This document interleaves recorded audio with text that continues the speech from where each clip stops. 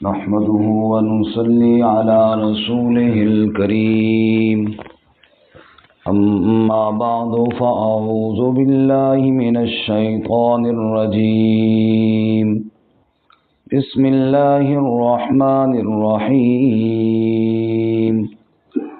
ولا تنكحوا ما نكح آباؤكم من النساء إلا ما قد سلف إنه كان فاحشة ومقتا وساء سبيلا حرمت عليكم أمهاتكم وبناتكم وأخواتكم وعماتكم وخالاتكم وبنات الأخ وبنات الأخت وأمهاتكم اللاتي أرضعنكم وأخواتكم من الرضاعة وأمهات نسائكم وربائبكم اللاتي في حجوركم من نسائكم اللاتي دخلتم بهن فإن لم تكونوا دخلتم بهن فلا جناح عليكم وحلائل أبنائكم الذين من أصلابكم وأن تجمعوا بين الأختين إلا ما قد سلف إن الله كان غفورا رحيما سبحان ربك رب العزة عما يصفون وسلام على المرسلين والحمد لله رب العالمين اللهم صل على سيدنا ومولانا محمد وعلى آل سيدنا ومولانا محمد وعلى أصحاب سيدنا ومولانا محمد وبارك وسلم ثم صل عليه. معزز سامعین، سورۃ النساء آیت نمبر 22 اور 23 تلاوت کی ہیں. اللہ رب العزت ان آیات کے مطابق صحیح بیان کی توفیق عطا فرمائے اور ہمیں قرآن و سنت پر عمل کرنے کی توفیق عطا فرمائے. اصلاح معاشرہ کے قوانین اللہ تعالیٰ بیان فرما رہے ہیں. اس مقام پر عورتوں کے حقوق گزشتہ سبق میں اور اس سے بھی پچھلے سبق میں ہم نے پڑھے. آج کے سبق میں بھی عورتوں کے حقوق سے ہی متعلق ہے، لیکن ان رشتوں کا بیان ہے جن سے نکاح کرنا حرام ہے. زمانہ جہالت میں ایک بہت بڑی جاہلانہ بات یہ بھی تھی کہ باپ کی منکوحہ کے ساتھ بھی نکاح کرتے تھے، یعنی اب سوتیلی ماں کے ساتھ. نعوذ باللہ. حالانکہ سوتیلی ماں بھی تو ماں ہی ہوتی ہے، لیکن اس کے ساتھ بھی نکاح کرتے تھے. تو پہلی آیت مبارکہ میں اس سے منع کیا گیا. ورنہ ولا تنکحوا، اور نہ نکاح کرو، ما نکح آباؤکم من النساء، جن سے نکاح کیا تمہارے بڑوں نے، باپ دادا نے، عورتوں سے، جن عورتوں سے باپ نے نکاح کیا، دادا نے نکاح کیا، تم ان سے نکاح نہ کرو. الا ما قد سلف، ہاں جو گزر گیا. جہالت کا دور تھا، پتہ نہیں تھا، جو ہو گیا سو ہو گیا. انہو کان فاحشہ، بے شک یہ بے حیائی ہے، ومقتا، اور غضب غصے کی بات ہے، رب کے قہر کو دعوت دینے والی بات ہے، وساء سبیلا، اور بہت برا راستہ ہے. یہ تو اسلام نے عزت عطا فرمائی ہے نا، ورنہ تو یہ عزت کے قانون ہی کوئی نہیں تھے. بیٹیوں کو دفن کیا جاتا تھا، ماؤں سے نکاح کیا جاتا تھا. یہ حالات. حرمت علیکم امہاتکم، اب اللہ تعالیٰ رشتے بیان کر رہے ہیں جن سے نکاح کرنا مزید حرام ہے. بعض وہ ہیں جن کے ساتھ نکاح کرنا نسب کی وجہ سے منع ہے، بعض وہ ہیں جن کے ساتھ مصاہرت یعنی سسرالی رشتہ ہونے کی وجہ سے منع ہو گئے.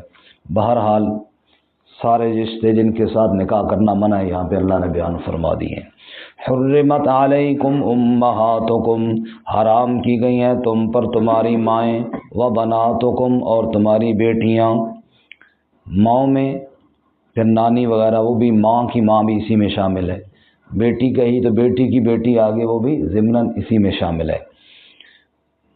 وَأَخَوَاتُكُمْ اور تمہاری بہنیں، وَعَمَّاتُكُمْ اور تمہاری پھوپھیاں، وَخَالَاتُكُمْ اور تمہاری خالائیں، پھوپھی ہو گئی باپ کی بہن اور خالہ ہو گئی ماں کی بہن، وَبَنَاتُ الْأَخِ اور بیٹیاں تمہارے بھائی کی یعنی بھتیجیاں، وَبَنَاتُ الْأُخْتِ اور بیٹیاں تمہاری بہن کی یعنی بھانجیاں، وَأُمَّهَاتُكُمُ اللَّاتِي أَرْضَعْنَكُمْ اور تمہاری وہ مائیں جنہوں نے تمہیں دودھ پلایا ہے۔ رضائی ماں، رضائی ماں بھی والدہ ہے اور اس کا بھی اسی طرح احترام ہے جس طرح حقیقی ماں کا احترام ہے۔ رسول اللہ صلی اللہ علیہ وسلم کی اماں جی حضرت آمنہ اور رضائی اماں جی حضرت حلیمہ سعدیہ رضی اللہ تعالی عنہ۔ تو فرمایا وَأُمَّهَاتُكُمُ اللَّاتِي أَرْضَعْنَكُمْ اور تمہاری وہ مائیں جنہوں نے تمہیں دودھ پلایا ہے، وَأَخَوَاتُكُمْ مِنَ الرَّضَاعَةِ اور تمہاری وہ بہنیں جو دودھ والی ہیں، تمہاری دودھ شریک بہنیں بھی وہ بھی تمہارے اوپر حرام ہیں۔ جس ماں نے دودھ پلایا جی، یعنی جس عورت نے دودھ پلایا وہ ماں بن گئی نا جی، اس کی جتنی بیٹیاں ہیں وہ سب تمہاری رضائی بہنیں ہیں، اور جیسے کہ اپنی حقیقی بہن کے ساتھ نکاح کرنا منع ہے، ایسے ہی اس کے ساتھ بھی نکاح کرنا کیا ہے جی، منع ہے۔ وَأُمَّهَاتُ نِسَائِكُمْ اور تمہاری بیویوں کی مائیں یعنی ساسیں، ساس کے ساتھ نکاح کرنا بھی منع ہے۔ وَرَبَائِبُكُمُ اللَّاتِي فِي حُجُورِكُمْ اور تمہاری ربیبہ،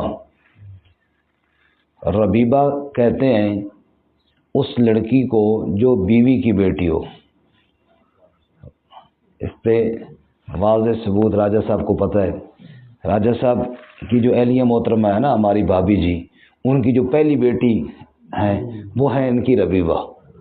تو وَرَبَائِبُكُمُ اللَّاتِي فِي حُجُورِكُمْ اور وہ ربیبہ جو تمہاری گود میں ہے، گود کا معنی پرورش، ابھی وہ بچی ہے اور اپنی ماں کے ساتھ آئی ہے اور ماں کی شادی دوسری جگہ ہو گئی ہے، تو اب وہ جو دوسری جگہ شادی ہوئی ہے تو اس دوسرے شخص کے لیے اس کی اپنی بیوی کی بیٹی سے نکاح کرنا جائز نہیں ہے۔ من نسائکم اللاتی دخلتم بہن اور یہ جو منع ہے نا جی بیوی کی بیٹی سے، یہ وہ بیٹیاں ہیں کہ جس عورت سے نکاح ہوا، نکاح کے بعد رشتہ زوجیت بھی قائم ہوا۔ بعض دفعہ یوں بھی ہوتا ہے نا، بات چلی، نکاح ہوا، آگے رخصتی نہیں ہوئی، پھر کام بگڑ گیا، ادھر ہی طلاق ہو گئی، تو پھر وہ لڑکی حرام نہیں ہوئی۔ لڑکی حرام تب ہوگی وہ بچی جب اس کی ماں رخصت ہو کے شوہر کے پاس آ جائے اور ازدواجی تعلق قائم ہو جائے، اب وہ کیا ہے، بیٹی حرام ہو گئی، کیونکہ ازدواجی تعلق جس کے ساتھ قائم کیا اس کی ماں بھی حرام ہو گئی، اس کی بیٹی بھی حرام ہو گئی ہے۔ اب بات سمجھ میں آئیے جی؟ تو فرمایا دوبارہ ایسا ان الفاظ کو دیکھیں، تمہاری وہ ربیبائیں ان عورتوں کی جو تمہاری گود، وہ ربیبائیں جو تمہاری گود میں ہیں، تمہاری ان عورتوں سے اللاتی دخلتم بہن جن کے ساتھ تم نے رشتہ زوجیت قائم کر لیا ہے۔ فَإِن لَّمْ تَكُونُوا دَخَلْتُمْ بِهِنَّ پس اگر تم نے ان کے ساتھ یہ رشتہ قائم نہیں کیا، صرف نکاح ہوا تھا پھر بات ختم ہو گئی، تو فَلَا جُنَاحَ عَلَيْكُمْ پھر کوئی گناہ نہیں ہے۔ تو معلوم ہوا وہ بھی بچی حرام ہے جس کی ماں کے ساتھ رشتہ زوجیت قائم ہو گیا ہے۔ وَحَلَائِلُ أَبْنَائِكُمْ اور تمہارے بیٹوں کی بیویاں یعنی بہو، الذین من اصلابکم بیٹے بھی وہ جو تمہاری صلب سے ہوں، جو حقیقی بیٹے ہیں جی۔ ایک ہوتا ہے منہ بولا بیٹا، منہ بولا بیٹا اس کی جو بیوی ہے وہ حقیقی بہو نہیں ہے۔ حقیقی بہو وہ ہے جو اپنا اصلی صلب سے نسبی بیٹا ہے، اس کی جو بیوی ہے وہ بھی حرام ہے کیونکہ وہ تمہاری بیٹی کی جگہ پہ ہو گئی ہے۔ منہ بولا بیٹا حقیقی بیٹا نہیں ہے تو لہٰذا ظاہر ہے اس کی بیوی بھی بہو نہیں ہے، جیسا کہ رسول اللہ صلی اللہ علیہ وسلم نے حضرت زید رضی اللہ تعالیٰ عنہ کو اپنا منہ بولا بیٹا بنایا تھا۔ زید کا نکاح حضرت زینب سے کیا، جب حضرت زید نے زینب کو طلاق دی تو اللہ تعالیٰ فرماتے زوجنا، کہا ہم نے زینب کا نکاح آپ صلی اللہ علیہ وسلم سے کر دیا۔ اس بات کو سمجھانے کے لیے کہ زید حقیقی بیٹا آپ صلی اللہ علیہ وسلم کا نہیں تھا، وہ منہ بولا بیٹا تھا۔ جب وہ منہ بولا بیٹا تھا تو اس کو بیوی بھی آپ صلی اللہ علیہ وسلم کی حقیقی بہو نہیں تھی۔ جب حقیقی بہو نہیں تھی تو اس کے ساتھ نکاح کرنا حرام نہیں تھا۔ نکاح تب حرام ہوتا ہے جب حقیقی بیٹے کی نسبی بیٹے کی بیوی ہو، وہ حقیقی بہو ہے، اس کے ساتھ نکاح کرنا جائز نہیں ہے جی۔ وَأَن تَجْمَعُوا بَيْنَ الْأُخْتَيْنِ، اور یہ بھی کہ تم جمع کرو دو بہنوں کو ایک نکاح میں، ایک شخص کے نکاح میں بیک وقت دو بہنیں نہیں ہو سکتی۔ ایک ان میں سے فوت ہو جائے پھر دوسری کے ساتھ کر سکتا ہے، یا ایک کو طلاق دے دے پھر بھی دوسری کے ساتھ عدت گزرنے کے بعد کر سکتا ہے۔ تو لیکن بیک وقت دو بہنیں اکٹھی ایک بندے کے نکاح میں نہیں آ سکتی، الا ما قد سلف، جو پہلے گزر گیا وہ اللہ معاف فرمائے گا۔ چونکہ قانون اللہ نے بعد میں نازل کیے، اس قانون کے آنے سے پہلے اگر کسی نے کیا تو وہ تو ظاہر ہے ابھی اللہ نے حکم نازل نہیں کیا تھا، تو اس کا اللہ ذکر فرما رہے الا ما قد سلف، لیکن اب تو قانون نازل ہو چکا ہے نا جی۔ ان اللہ کان غفورا رحیما، بے شک اللہ تعالیٰ بخشنے والا رحم کرنے والا ہے۔ تو یہ چند رشتے اللہ نے بتائے جن کے ساتھ نکاح کرنا حرام ہے۔ ان میں ایک رشتہ رہ گیا، وہ اگلی آیت میں ہے، وہ یہ ہے کہ ہر وہ عورت جو ابھی کسی کے نکاح میں ہے، جب تک اس سے طلاق لے کے عدت گزار کے فارغ نہیں ہو جاتی تب تک اس سے بھی نکاح کرنا کیا ہے؟ حرام ہے۔ کسی کے نکاح میں ہے، طلاق مل گئی ہے لیکن ابھی عدت باقی ہے، ابھی عدت باقی ہے، یا شوہر اس کا فوت ہو گیا ہے ابھی عدت باقی ہے، جب تک عدت باقی ہے، پچھلے نکاح کا تعلق باقی ہے، تب تک اس کے ساتھ نکاح کرنا جائز نہیں ہے۔ اللہ تعالیٰ سالی کی بیٹی کا ذکر نہیں ہے، جو سالی کی بیٹی ہوتی ہے؟ نہیں، سالی کی بیٹی تو حرام نہیں ہے نا، اچھا وہ نہیں ہے، بیک وقت حرام ہے۔ یہ جو بات کی ہے نا جی، میں عرض کرتا ہوں، انشاءاللہ سمجھ آیا گیا۔ یہ اچھی بات بتائی ہے راجہ صاحب نے۔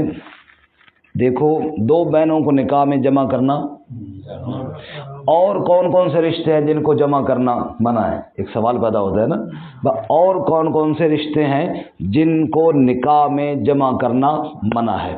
وہ اس طرح منع ہے کہ خالہ اور بھانجی، اور سالی کی بیٹی جو ہے نا، سالی کی بیٹی یہ اگر بیوی آپ نکاح سے نکل گئی پھر تو منع نہیں ہے، لیکن خالہ اور بھانجی منع ہے، پھوپھی اور بھتیجی منع ہے۔